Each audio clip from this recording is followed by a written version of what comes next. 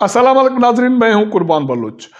मियां नवाज शरीफ काफिले के साथ कोयटा तो रवाना हो गए, लेकिन सिंध का दौरा होल्ड पर है। सिंध में जीडीए और मुस्लिम लीग नून में ये सोच क्यों मौजूद है कि मियां नवाज शरीफ और जरदारी की जो मौजूदा सूरत हाल है ये सिर्फ नूरा कुश्ती है, आगे चलकर फिर सुलह होगी और दोनों रहनुमा साथ चलेंगे। ऐसा न हो कि पिछले इंतखाबात की तरह जीडीए के साथ उनमें शामिल जमातों के साथ हाथ हो जाए। तो इसलिए वो कहते हैं कि ठंडा ठंडा करके खाएं। फिलहाल अभी तक मैसेज ये है कि पिछले इंतखाबात में जीडीए के साथ उस वक्त हाथ हो गया जब फैज हमीद फैज़याब हो गए और तो जरदारी साहब के रास्ते सारे आसान हो गए।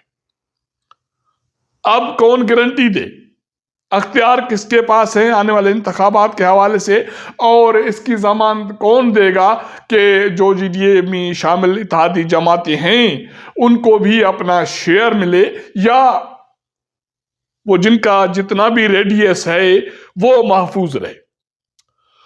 ये बहुत सारी अहम नुकात हैं जिस पर गौर जारी है। जीडीए में पीर पागारो साहब मुस्लिम लीग फंक्शनल के सरबराह हैं, उसके अलावा एसयूपी सिंध यूनाइटेड पार्टी और अयाज पलीजो साहब और डॉक्टर सफदर अब्बासी और बाकी मिर्ज़ा ख़ानदान ये जीडीए के हिस्सा हैं। पहले तो गौस महर साहब भी उसके हिस्सा थे, लेकिन उसके हालिया दिनों में वो भी पाकिस्तान पीपल्स पार्टी में शामिल हो गए। लेकिन बाकी जो जमातें हैं वो ज़्यादा मोहतात हो गई हैं। मियाँ साहब कोयटा जाएंगे, बाप के जो रहनुमा हैं उनसे मुलाकातें होंगी, बाकी जो सियासी जमातें हैं उनसे मुलाकातें होंगी। पहले शेड्यूल ये था कि कोयटा में जब बाप और बाकी जमातें उनके रहनुमा मुस्लिम लीग नून में शामिल हो जाएंगी और आने वाले इंतखाबात के हवाले से और आने वाली हुकूमत बनाने के हवाले से मामलात मियाँ साहब खुद तय करेंगे। और जो वफद जा रहा है, काफिला जा रहा है, उसमें पार्टी के सदर शहबाज शरीफ शामिल हैं, मरियम नवाज शामिल हैं और बाकी रहनुमा भी शामिल होंगे। तो बलूचिस्तान तो फिलहाल मियाँ साहब के उसके कहते हैं ना कि बगल में है, वो तो उसमें जब उसको निपटा कर फारिग होंगे तो उसके बाद बाकी सूबों का इशू है। हम बात ये कर रही हैं कि सिंध का दौरा मियाँ साहब का कोयटा के बाद शेड्यूल में शामिल था, लेकिन ज़रा कहते हैं कि फ़िलहाल ये दौरा होल्ड हो गया है। मुस्लिम लीग नून की जो क़यादत है सूबाई, उसके पास फ़िलहाल मियाँ साहब के सिंध दौरे का कोई शेड्यूल मौजूद नहीं है या कोई इत्तला मौजूद नहीं है।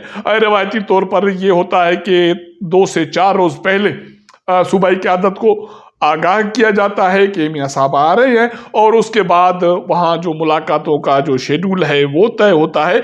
हालांकि जो शटल सर्विस थी मुस्लिम लीग नून की उसका तो सिंध का दौरा हो गया। ख्वाजा साद रफ़ीक, अयाज सादिक साहब और बाकी जो रहनुमा थे 2 दिन कराची में रहे। उन्होंने एमक्यूएम के साथ मुलाकात की और एक प्रेस कॉन्फ्रेंस लंबी चौड़ी हुई बहादुराबाद में। उसके अलावा उन्होंने जेयूआई की सूबाई क़यादत से मुलाकात की और पीर पागारो साहब से भी मुलाकात की। बहादुराबाद पे जो प्रेस कॉन्फ्रेंस हुई उसमें तो मुस्लिम लीग नून ने और एमक्यूएम ने अपने आप को एज पाकिस्तान पीपल्स पार्टी के मुतबादिल पेश तो कर दिया, लेकिन बाकी जमातें क्या सोच रही हैं। ज़रा कहती है कि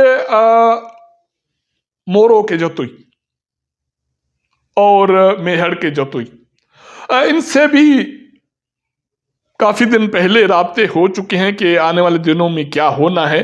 तो उनको अभी भी शुकूक शिकायत हैं और कहा तो ये जा रहा है कि जो घोटकी के माहिर साहब थे वो भी इसलिए पाकिस्तान पीपल्स पार्टी में चले गए कि उनको भी यही शिकायत थी कि पिछले इंतखाबात में उनके साथ हाथ हो गया। उनसे किसी ने रहनुमा ने पूछा कि हुआ क्या था। تو اس کا یہ کہنا تھا کہ ہمارے جو مذاکرات تھے وہ نام لے رہے ہیں کس کا؟ وہ نام لے رہے ہیں ماما کا. ماما منا ماموں، ماموں منا مقدر حلقے. تو وہ بتا رہے ہیں کہ ماموں سے ہمارے مذاکرات چل رہے تھے اور ہمیں یہ نقشہ پیش کیا گیا کہ سندھ میں جی ڈی اے، اس میں شامل باقی جو جماعتیں ہیں یا اس میں جو بھی افراد ہیں وہ متبادل ہوں گے پاکستان پیپلز پارٹی کے، یا کم سے کم پاکستان پیپلز پارٹی کے ہم پلہ انتخابات میں کامیابی حاصل کریں گے. پھر کیا ہوا؟ پھر یہ ہوا کہ ان کا یہ الزام ہے کہ ماموں یہ بات کر کے چلے گئے، ہم خوش تھے. 2 راتیں پہلے، انتخابات سے 2 راتیں پہلے، وہ بتاتے ہیں کہ جنرل فیض صاحب اس وقت میرے خیال میں وہ یا تو بڑے گھر میں تھے یا پنو واکل میں تھے، میں ایکوریٹ مجھے نہیں ہے. تو بتاتے ہیں کہ وہ باضابطہ طور پر یہ الزام ہے کہ سابق صدر آصف علی زرداری سے فیضیاب ہو گئے. جب وہ فیضیاب ہو گئے تو سابق صدر آصف علی زرداری کے سارے راستے آسان ہو گئے اور پاکستان پیپلز پارٹی سندھ سے جیت گئی. اب مسلم لیگ نون کی طرف سے جن لوگوں سے رابطہ کیا جاتا ہے وہ پوچھتے ہیں کہ ضمانت کیا ہے کہ ہم جیتیں گے، ہمیں لیول پلینگ فیلڈ ملے گی اور پچھلے انتخابات کی طرح کوئی اور فیضیاب نہیں ہوگا اور ہم یا تو حکومت میں آئیں یا نہ آئیں لیکن ہمارے جو حلقے ہیں وہ محفوظ رہیں گے، اس کی ضمانت کون دے گا؟ ذرا کہتے ہیں کہ کچھ دن پہلے